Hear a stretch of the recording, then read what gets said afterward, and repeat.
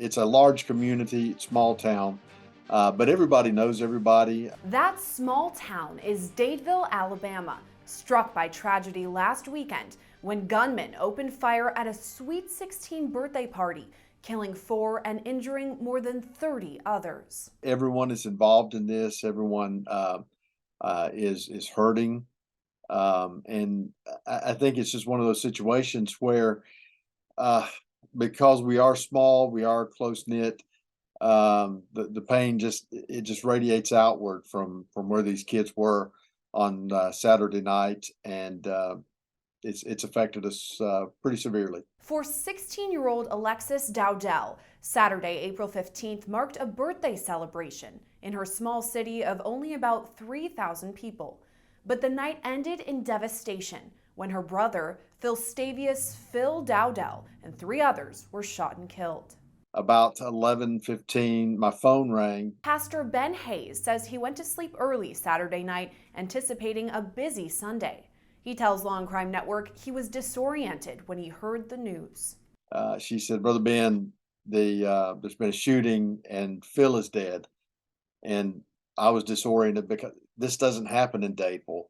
So I said, "What?" And she repeated it. And so I said, "Phil who?" And she told me it was Phil Dowdell, one of our star players. Hayes works as a chaplain for the Dadeville High School football team, where Phil Dowdell wowed fans as the star wide receiver. What I loved about Phil was every time we had a pregame ritual, and they would be on the field warming up. I would be there waiting for them as they came off the field, and he would always high five me. And I think he always tried to tear my arm out of my shoulder out of the socket. But big smile, slap my hand, fist bump, whatever. And just the opportunities that I had to talk to him in the field house, to pray with him before the games, just to see him, because his life was athletics, and I mean that's what meant everything to him. And that's those are the memories I hold on to, is watching him play, watching him run. He was probably one of the best athletes in the state of Alabama. In small town Alabama, Hayes says football and religion go hand in hand. Football is big during football season. Uh, Multiple nights of the week, we've got different teams that are playing, from the little bitty ones all the way up to our varsity team. Everybody comes out for the varsity games on Friday nights. The whole community is there, rooting the team on. Phil was an outstanding competitor. The kid was tough. When he was on the field, he was all heart. He just gave everything. Hayes says Dowdell was hardworking on the field and kind-hearted off it. He already had big plans for a future football career. You didn't want to try to hit him because he would just knock you down, look back, and smile at you. But when he came off the field, Phil was just the nicest young man. Big smile, big personality. Everybody loved him. His peers loved him. His teachers loved him. He had a bright future. He was going to Jacksonville State University on scholarship to play football. We're just going to miss him. According to his sister, Dowdell threw his body over hers the night of the shooting in an attempt to save her life. Hayes says that was just his personality. Phil would do just about anything for anyone. I can't imagine that he wouldn't have done that for his sister. I've heard the story, and I'm sure it's true, because that would be something that Phil would do. Also killed in the shooting, 23-year-old Corbin Holston, a one-time former Dadeville high school football player, 19-year-old Marcia Saya Collins, and 17-year-old Shankivia Kiki Smith. She was just a sweet, sweet young lady. Same thing as Phil, a smile that would just light up the room.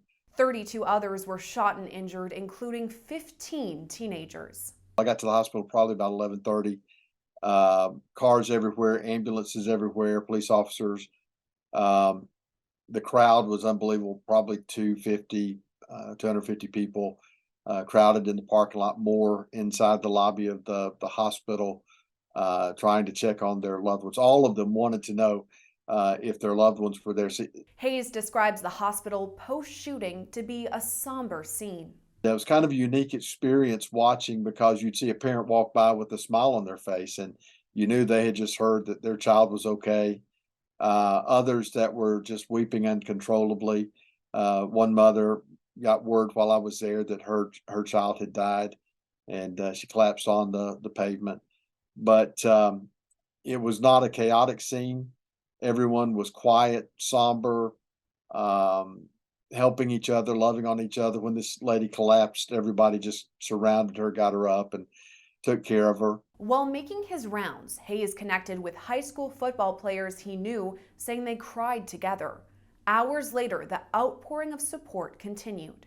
What really amazed me, about 2 o'clock in the morning, I looked up and there were about 15 people that were coming into the parking lot. And they were our school nurses, our mental health professionals, our coaches, our teachers. Some of them just came out and they just went to the families and started hugging on them, and the students just putting their arms around them. And and that really symbolizes who we are as Dadeville. We're a community that takes care of each other, and that's what's been going on ever since then. But Hayes says there is still shock in the community. There's still some frustration, still some anger, questions. People want to know why this happened. There's a little bit of unbelief because of the young ages of these perpetrators. And In the days following the massacre, 6 people were arrested and charged, including 4 teenagers. The suspects have been identified as 20-year-old Johnny Latron Brown, 20-year-old Wilson Lamar Hill, 19-year-old Willie George Brown Jr., 17-year-old Tyreek McCullough, and 16-year-old Travis McCullough, as well as a 15-year-old whose name has not yet been publicly released. well, once everybody got past the trauma of the actual shooting, there was a lot of anger. There's grief, and then those stages of grief are working through a lot of anger. Daddies wanting to take the law into their own hands, and frustration because everybody's used to watching CSI, and the crime is wrapped up in an hour, and everybody goes home. The bad guys in jail, and that's what everybody expected. That's what they wanted. They wanted people arrested immediately, and our law enforcement agencies, from our local police, county police, state police, all the way to the federal agencies that have been here, have done an excellent job, very professional, methodical, working the evidence to arrest these individuals. Each suspect now faces 4 charges of reckless murder. In Alabama, reckless murder is going about a course of action that you know is dangerous, so dangerous that it's going to kill somebody, and you do it anyway. That's basically the definition of reckless murder. Attorney and trial consultant Dina Saigdal says that specific charge is noteworthy. Well, it's definitely interesting because they're not charging an intentional murder, which you would think they would in a situation like this. They would have had to have brought their guns to the party, and this idea that maybe there was some intent for them going there. But we don't know a lot of facts around this case. They've made it really clear they're not saying if there's a motive. They're not saying if they know anybody that was at that party. And so it's possible they might add more charges and add an intentional murder charge to this, depending on what the facts are, or it's just not there, and they think that this reckless murder charge would be easier for them to get a conviction. In Alabama, reckless murder is a Class A felony, meaning it comes with a minimum of 10 years in prison and a maximum of life behind bars. But Saigdal says the number of counts likely means a lengthy prison sentence if convicted. So when you're charged with a separate count for each person that died, essentially, so you could be sentenced for 10 years for killing person A, and then another 10 years for killing person B. Depending on the laws, different jurisdictions are a little bit differently. The judge has some latitude in terms of maybe combining those sentences so they can run concurrently. So the 10 years, even though maybe technically it could be 40, you're running them concurrently, so it ends up being 10 years. But in a situation like this, where it's murder, even if the judge had latitude, you wouldn't think that they would allow that to be concurrently, because you do want justice for each individual victim. And so you would think you would have 10 years on top of 10 years on top of 10 years for however many charges and victims that you had. Investigators have already said the 16 and 17-year-old suspects will be charged as adults. In terms of the the heinousness of the crime is usually kind of why a prosecutor would decide to charge the person as an adult versus a juvenile. And here you have the death of multiple people in this kind of mass shooting. So you can see, we've seen in other situations and teenagers with mass shootings getting charged as adults. So it's not unusual that we're seeing it here. And I think certain jurisdictions are more willing also to charge teenagers as adults. But for the 3 defendants currently under the age of 18, the most severe sentence will be avoided. But if murder charges were brought that did bring the death sentence, under the Constitution, that you cannot impose the death penalty on somebody who was under 18 when they committed the crime.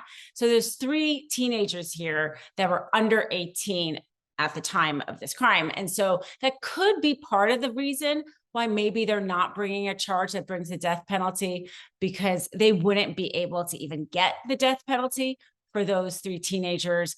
But we'll see if more charges are brought, they would own the maximum those 3 teenagers could get. It would be life in prison. In terms of trial, Dowdell says the prosecution will likely want all 6 defendants to be tried together, while their defense teams will work to sever the cases. Usually the prosecutor wants to try them all together. It's easier for their case and also maybe better for their case because it's harder to, pin, it's harder for the defendant to say, oh, I didn't do this, he did it, when they're all being tried at the same time. The defendant usually always wants to separate the case for that same reason. If a co-defendant looks more guilty, maybe based on the evidence than them, they don't want the jury to prejudice them because of that. They don't, they're hearing all the evidence, and usually all the evidence isn't exactly the same, level of, persuasiveness against all 6 defendants equally. And so it does hurt maybe the lesser involved defendant, let's say, if all the evidence is presented at the same time. So usually the defendants will always ask to separate it. Hayes says his community is looking ahead to a time when justice is served. But everybody, given time, is going to come to the realization that justice is going to be served, and our guys have done a fantastic job in making sure that all the I's were dotted, all the T's were crossed.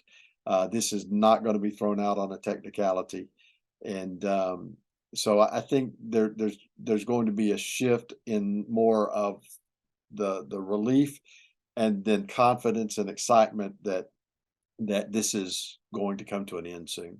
Meanwhile, the students at Dadeville High School are still coming to terms with their shocking loss. Hayes says specifically Phil Dowdell's class is still working through intense emotions. They came into the auditorium very quiet, very somber, nobody talking, but they all clumped together in the center section. And a few minutes passed, and this one started talking, and that one started talking. And by noon, prior to them leaving, they were laughing and joking because they had taken care of each other. They'd given each other permission to have fun, which, by the way, is exactly what Phil and Kiki would have done and would have wanted for them. And that's a picture of what's happening in our community. Everybody's coming together, helping each other, talking each other through this. It's going to be a long process. We're looking at weeks and months before we get back to any sense of normalcy. But we will get there. Prosecutors say more charges could be on the way for the 6 defendants. So far, investigators haven't released a motive in the mass shooting or explained whether any of the gunmen had a relationship with people at the Sweet 16 party. Reporting for Law&Crime Network, I'm Gillespie.